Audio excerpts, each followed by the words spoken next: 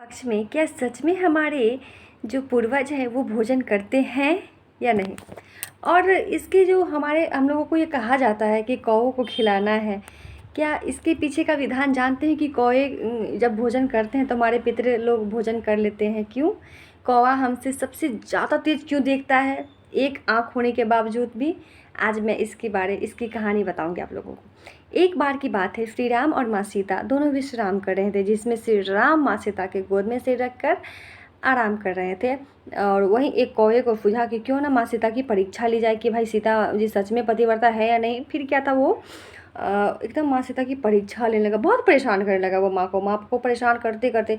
तब जब अभी माँ परेशान नहीं हुई तब उसने अपना चोंच मारना शुरू कर दिया कि अब भी माँ हिलती है या नहीं, अब भी श्री राम को जगाती है कि नहीं। लेकिन क्या था, माँ लहूलुहान हो गई मगर फिर भी राम जी को नहीं जगाई, अपने पति को नहीं जगाई। जब माँ का लहू गिरता है श्री राम के मस्तक पर, तब श्री राम खुद ही उठ जाते हैं और पूछते हैं कि मेरे सीता का ये हाल किसने किया।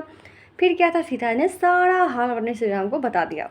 अब तो श्री राम बहुत क्रोधित हुए, बहुत गुस्से में थे वो। उन्होंने अपना धनुष बाण निकाला और ब्रह्मास्त्र निकाला और उस कौवे को मारने के लिए छोड़ दिया। अब तो उस कौवे के मार के ही दम लेना है।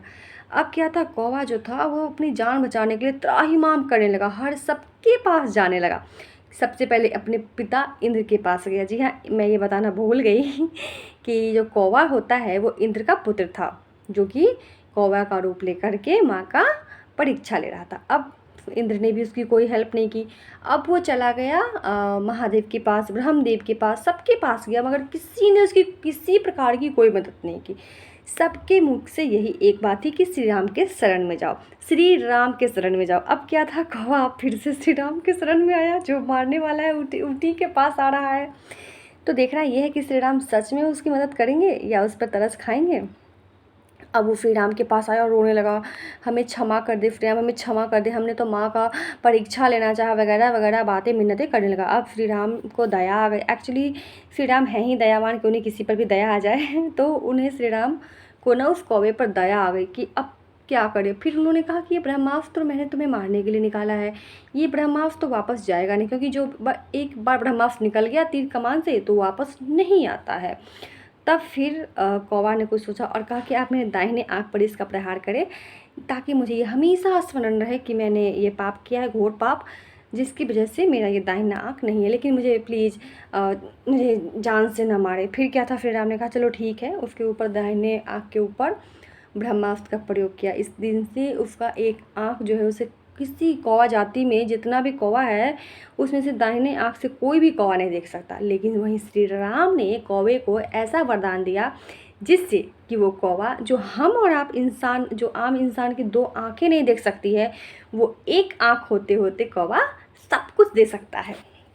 जिस वक्त, और उन्होंने कहा, श्री राम ने उसे वरदान दिया कि पितृपक्ष के समय जो भी इंसान तुम्हें भोजन कराएगा, समझो अपने पितृ को प्रसन्न कर रहा है, वो तुम सब कुछ देख पाओगे। और पितृपक्ष में तुम्हें सबसे पहले भोजन कराने का विधान होगा। इससे क्या था, कौवा प्रसन्न हुआ कि चलो मुझे कुछ तो मिला।